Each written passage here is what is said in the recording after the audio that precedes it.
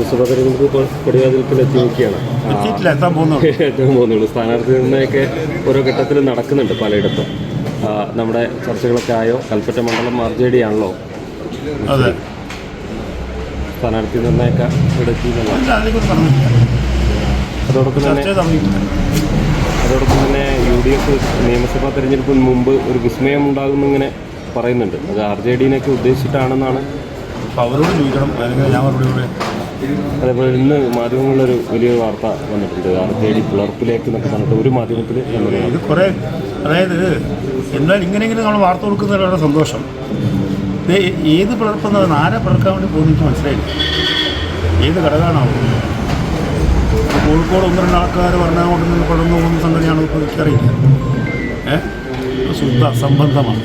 ഒറ്റ ചോദ്യം കൂടി. നമ്മൾ കഴിഞ്ഞ തവണ നേരിയ വോട്ടിൻ്റെ ഒരു മാറ്റത്തിനാണല്ലോ പരാജയപ്പെട്ടത്. വീണ്ടും ഒരു മത്സരരംഗത്തേക്ക് സാധ്യത, മത്സരത്തിൽ ഞാനില്ല. മികച്ച സ്ഥാനാർത്ഥിയെ പ്രതീക്ഷിക്കാം.